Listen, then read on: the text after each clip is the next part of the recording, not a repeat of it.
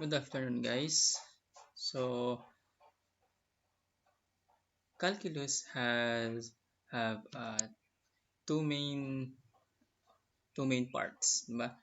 So we have differential calculus and the integral calculus. So we are done with differential calculus, and this time we will be discussing about integral calculus. So integral calculus, guys, is just the anti-derivative, anti-differential, or in other words, opposite of differential calculus. So ito yung idea. Say we have original function f of x, di ba? So pagdating sa differential calculus, di ba? Kinukuha natin yung derivative niyan. That is the f prime of x, di ba? Ngayon naman, pagdating sa integral calculus, ang ginagawa natin since anti-derivative siya, di ba? So pagdating sa calculus, this function, okay, ibabalik natin siya into its original form which is f of x. Okay? So example, so if we have f of x equals x cubed, diba? Let's say ganyan yung original form. So pagdating sa differential calculus, kinukuha natin yung derivative niyan, diba? So the derivative of this function is equal to 3x square, diba? Pero pagdating naman sa integral calculus, okay? So the integral of this one is 3x cubed over 3. So cancel.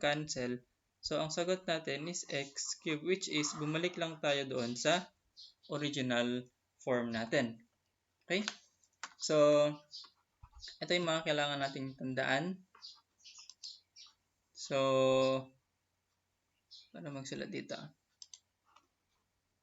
Okay. Draw. So ito yung symbol natin for the integral calculus. So we have the integral of f of x dx. So ito yung general form natin pagdating sa integral. And then ito yung magiging sagot natin. Okay? So pero bakit may c doon? So later di-discuss natin kung paano yan. And then we have f of x is our integrand. Yung ito is this one is the integral symbol, and x is the variable of integration. Dx or differential of x is the differential of the variable, and then f of x plus c is the antiderivative, and c is the constant of the integration. So bakit nga ba, kung mapapansin niyo, bakit nga ba may plus c doon? Okay? So example, ito. Say we have three functions. Okay? Say we have three functions. Say x square plus 10, or x square minus square root of 2, or x square plus 3 over 4. Ngayon, kapag kinuha natin ang derivative ng each function, di ba ang derivative nito is 2x, okay, plus 0, di ba? The derivative of constant is 0. And then the derivative of this function ulit is 2x din, di ba? Minus 0.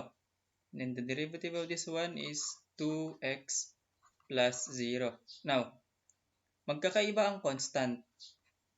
Pero nang kinuha ang derivative, pare-pareho na 2x.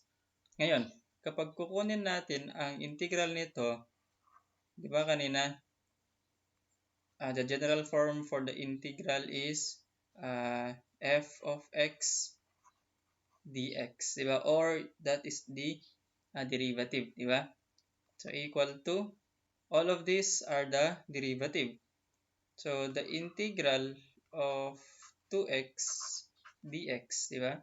So kapag kinuha natin ang integral niyan, di ba meron tayong 2x square over 2.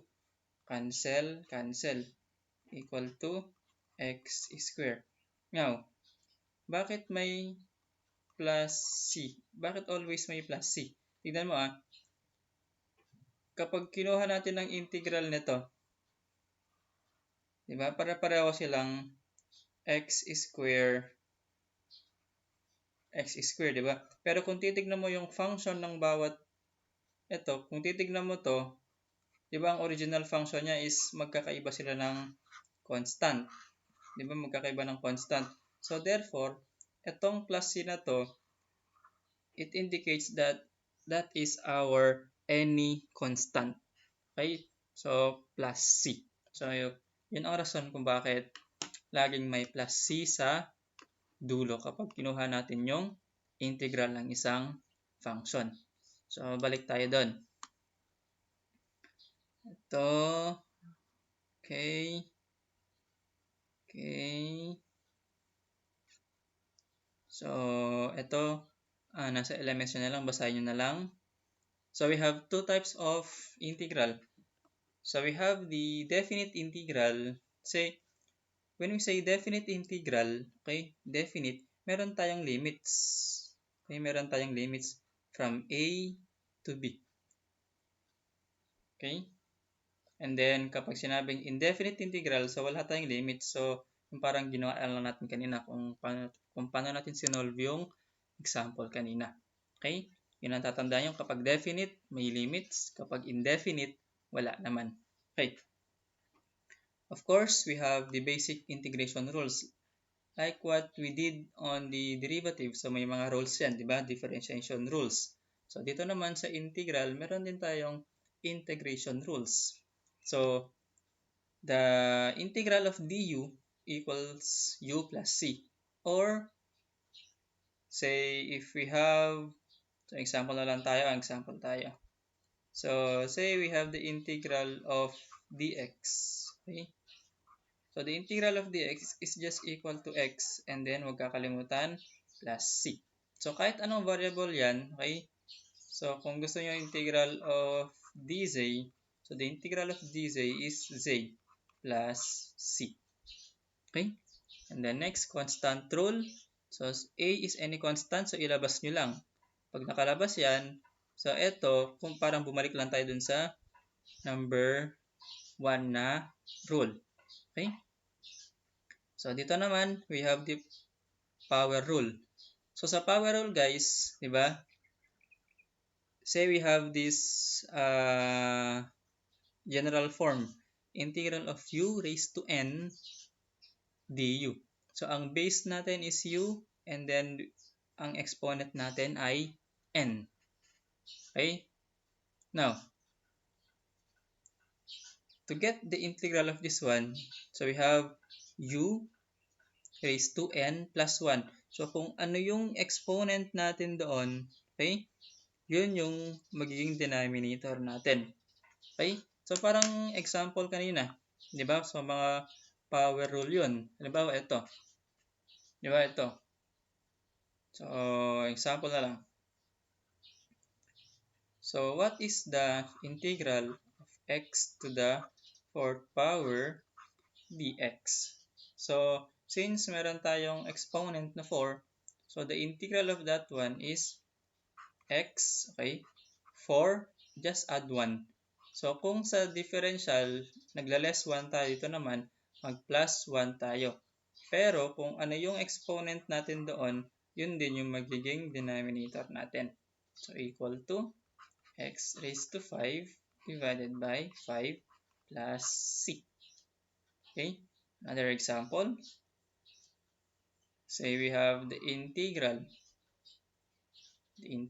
of 1 over x cubed dx. Okay? So, we can write this function as the integral of, ilalagay natin sa taas, so x raised to negative 3 dx. So, power rule ulit, equal to x, okay, negative 3.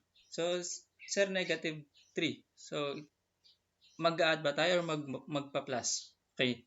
So, just stick with the rule. Just add 1. So add 1 divided by negative 3 plus 1. So equal to x raised to negative 2 over negative 2. So ayusin na lang natin. So equal to, since negative yan, so originally nasa baba yan, di ba?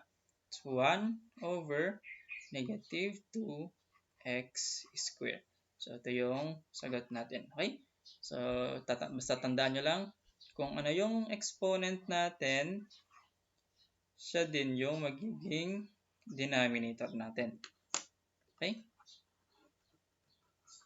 So, next, sum and difference. So, i-ano nyo lang, i-distribute nyo lang. Okay? So, example is, ito. So, hindi naman natin isosolve eh. So, say, so we have the integral of 3x plus 4x squared dx, di ba? Pag ganyan, so parang distributive property ng mathematics, di ba? So equal to, distribute mo lang, so the integral of 3x dx plus the integral of 4x squared dx. So ganyan lang, and then balik na kayo dun sa power rule natin, dun sa mga rules natin. Okay, distribute nyo lang. Next is the logarithmic rule. Okay. So, yung logarithmic rule natin, ito.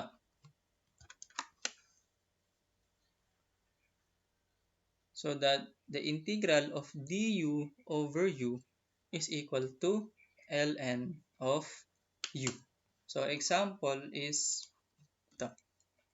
Say we have the integral of, nasaan yung cursor ko? Ayun. Sorry, sana magulo. Say we have the integral of dx over x, di ba? So the integral of that one is ln of x, okay? Plus c. Okay? So another different variable naman gamitin natin. So say we have 2z raised to negative 1 dz. Okay. So can we apply power rule here? So syempre, hindi. Okay? Kasi kapag in-apply mo ng power rule yan, okay? So, di ba equal, since constant yan, so ilalabas natin. So, 2 times z, okay, raised to negative 1. So, di ba nag-add 1 tayo? Divided by negative 1 plus 1. Take note that this is equal to 0. Ito naman, 0. So, 2 times z raised to 0 over 0. Take note guys that any number divided by 0, ang sagot dito is undefined, di ba? Undefined. So meaning, we can't apply yung power rule dito. So kung papansinin natin doon, okay? So meron tayong condition that n should not be, so mali to, mali. So may error tayo. May error tayo dito. That is n should not be equal to negative 1. Kasi pag negative 1, okay, it will fall down under logarithmic rule. So the entire solution for this one is mali. Okay? So kung titignan ninyo, pwede pang simplify, di ba? Ilabas natin si 2 kasi that is just a coefficient. And then, take note that negative 1, so meaning nasa baba siya. So dz divided by z. So that the integral of this one is equal to 2 ln of z plus c. Okay? So ito yung sagot. Okay? So just take note of that one. Okay? Lalo na sa power rule. It should not be equal to negative 1 yung exponent natin. Kasi kapag n is equal to negative 1, okay? So power rule cannot be applied anymore. Okay? And then, mag-fall down siya under logarithmic rule. Okay. So problem number 1. Okay. So we have the integral of 2x raised to 1/3. So that the integral of that one, so dito ko na isulat ha. Isingit na lang. So ilabas natin yung 2. So this is our solution, sa gitna na lang. Okay? So 2 ilabas natin times x, okay, 1/3, diba? Retain natin. Just add 1 over 1/3 plus 1. Okay? So using your calculator na lang. So the answer for that one is 2 times x raised to 4/3 divided by 4/3. And then, kapag inayos natin yan, di ba, kapag itong numerator natin, di ba, kapag ilalagay natin sa numerator, kukunin natin yung reciprocal niya. Di ba? So, dito na lang i-solve. So, 2. So, kunin natin ang reciprocal niya. So, we have 3 over 4. Okay? Times x raised to 4/3. So, ito. So, cancel. So, 2. That is why ang sagot natin ay 3. Sagot natin dito is 3 halves times x raised to 4/3. Or in other form naman is ito. Okay? So, any answer will do. Pareho lang naman yan. Okay? Then, for problem number 2, so apply natin yung fourth rule kanina na i-distribute natin. Okay? Distribute natin sa isa. So, kapag sinulat natin yan, equal to integral of 2x raised to 1/4 dx plus the integral of 4 over square root of x dx minus the integral of 3x raised to the 4th power dx. Okay? And then, apply nyo lang yung mga rules natin. And then, we will come up with this one. Okay? We'll come up with this answer. And then, by simplifying it, so, ito yung sagot natin. Okay? X raised to 5 over 4 over 5 plus 4 x raised to 1/2 minus 3x raised to 5 raised to the 5th power over 5. Okay. So, halos para-pareho lang yan. Dito naman sa number 3. So, since this is factorable, so i-factor out natin. And then, so as you can see, so we can cancel this one kasi, di ba? So, ang remaining terms natin ay ito. So, that the integral of that one, so ipakita ko lang solution ha. So, paghiwalayin muna natin. So, integral of, ipakita ko lang yung solution niya. Y dy minus integral of 4 dy. So, wala mo ng plus c. So, kasi mag-integrate pa lang tayo eh. So, dito, ang exponent natin ay 1. Diba? So, the integral of this one is y. 1 plus 1, 2. And then, yun din dapat yung magiging denominator natin. Minus, since constant to 4. Diba? Ilabas natin. And then, what is the integral of dy? Diba yung parang kanina, the integral of du is u. And then, the integral of dx is x. So, dito naman, the integral of dy is y. And then, plus c. Kaya, ito yung sagot natin. Okay? Then, ganito rin. So, problem number 4. So, guys, before applying integration or integral, see first if you can simplify the function and then saka na lang kayo mag-apply ng integral. Okay? Kasi pag ganito, let's say itong number 3, so wala pa tayong wala pa tayong rule na ganito di ba na wala naman tayong quotient rule. Okay? Sa differential lang yung may quotient rule. And then dito rin, so pinaghiwa-hiwalay niya since they have common denominator. So pinaghiwa-hiwalay niya and then may cancellation na ginawa. So nag-cancel, then may natirang isa. Ito naman is cancel, cancel. Ito naman is cancel, may natirang isa. Then ito naman, tinaas niya na lang kaya naging negative 2 yung exponent natin. Okay? And then saka nag-apply ng integral. Okay? And then dun tayo sa etong mga indefinite to kasi wala tayong limit dito guys kasi wala tayong mga limit dito. Kaya mga indefinite to. Okay?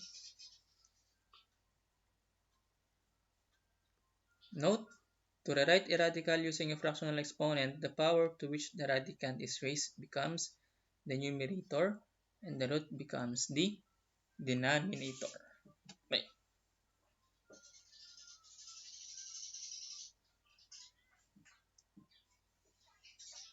So, asan yung mga ayun. Okay, so example dun sa definite integral. So, before going into this, medyo complicated. Okay, simple muna tayo. May example muna tayo rito. Okay. So, say we have the integral of 3x squared dx from 0 to 2. Okay. So, anong kinaibahan nito pagdating sa proseso compared to the indefinite integral? So, wala silang pinagkaiba. Okay? Kung paano yung process sa pag-integrate ng indefinite integral. So, ganun din dito sa definite integral. Okay? So, mali. So, kung paano yung ginawa natin dun sa indefinite, so ganun din yung gagawin natin dito sa definite integral. Okay. Equal to. So, kapag in-integrate natin to, diba? 3x. So, 2 yun. So, add 1 kaya naging 3. And then, don't forget to divide all terms by 3 kasi yun ang exponent natin. Okay? Cancel. Cancel yan. From 0 to 2. Okay? Kasi, yung indefinite integral guys, nakalimutan kong discuss. Okay?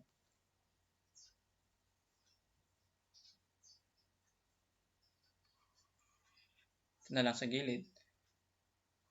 Say we have from A to B of f of x dx, diba? So the integral of this one is f of x from A to B. So we call this as the upper limit and dito naman is the lower limit. So just substitute the value. So upper limit minus lower limit. So f of b minus f of a. And then saka tayo mag-plus c sa huli. So paano nga magagawin to with this example? Okay? So kapag inayos natin to, we have x cubed from 0 hanggang 2. So ang gawin natin is ito yung upper limit, ito yung lower limit, di ba? So sa upper muna tayo. So 2 cube. Okay, wala na, di ba? Minus 0 cube. So the answer is 2 times 2, 4 times 2, 8. So the answer is 8. Okay? The answer is 8. So kahit pala wag na kayong mag-plus C kasi may may value na pala tayong sagot dito. So tanggalin niyo na 'yan. Okay? Sa indefinite lang pa rin applicable. Okay? Next example. Next example tayo. Okay. So say we have the integral of x plus 1 dx from 0 to 3. Okay? So the integral of this one, okay? So the integral of this one is x squared over 2 plus x, diba? From 0 to 3. So by substituting the limits, okay? Take note that this is our f of x, yung buong yan. Okay? So f of 3 minus f of 0 equal to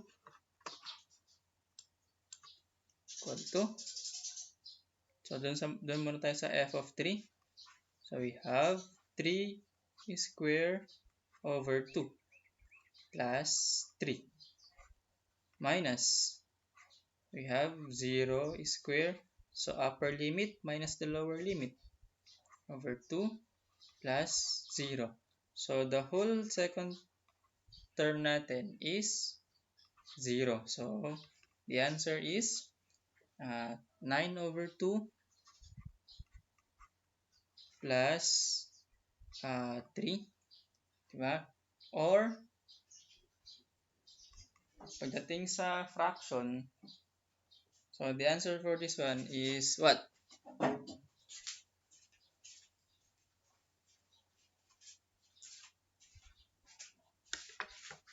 (15 over 2 ba?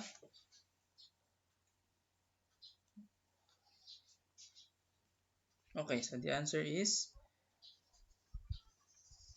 15 over 2, or in decimal, so we have 7.5. So that is the answer. Okay? Then, punta na tayo dito. So by getting the integral of this one,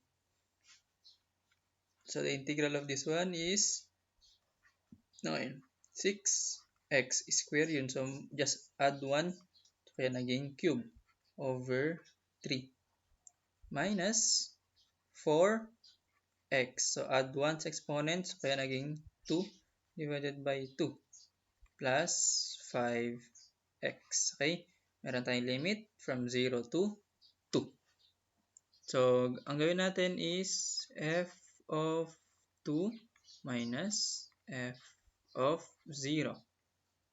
So the whole answer here is our function. Diba? And then, tignan natin, pwede pa ma-simplify? Yes. Kaya naging 2x cubed minus 2x squared plus 5x. Then, substitute the values. Okay? So, ang f of 2 natin ay 2 times.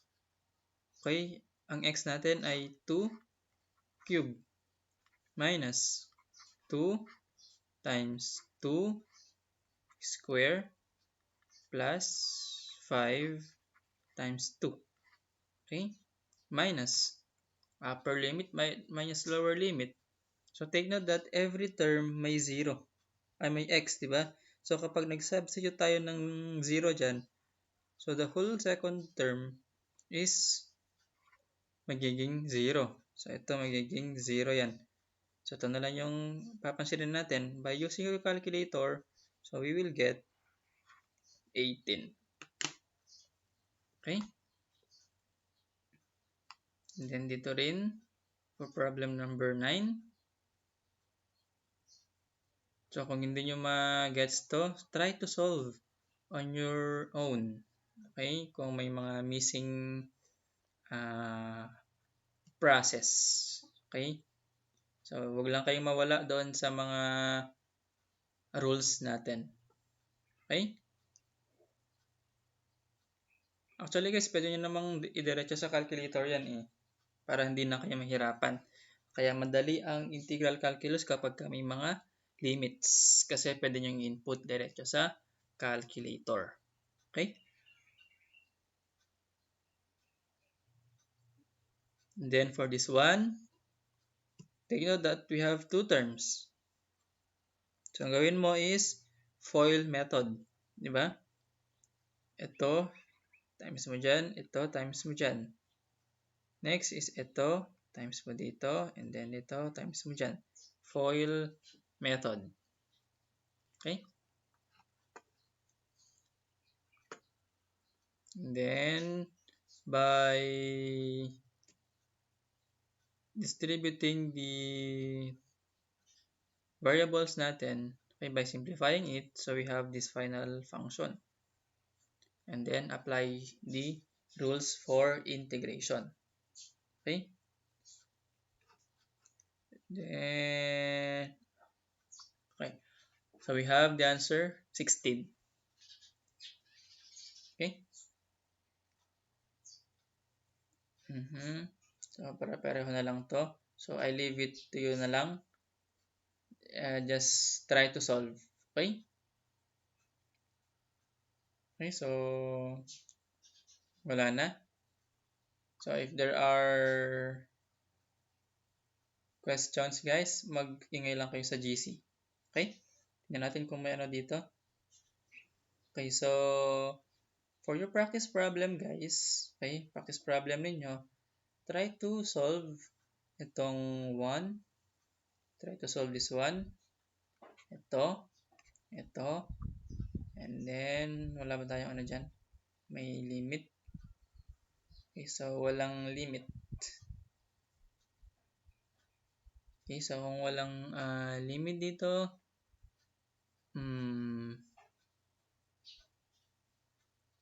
okay, so yan na lang muna. Itong dalawa na lang muna. Kasi ito, it will fall under integration by substitution kasi. So, hindi pa natin nalilesson. Okay? So, kahit ito na lang muna, practice problem ninyo. Okay?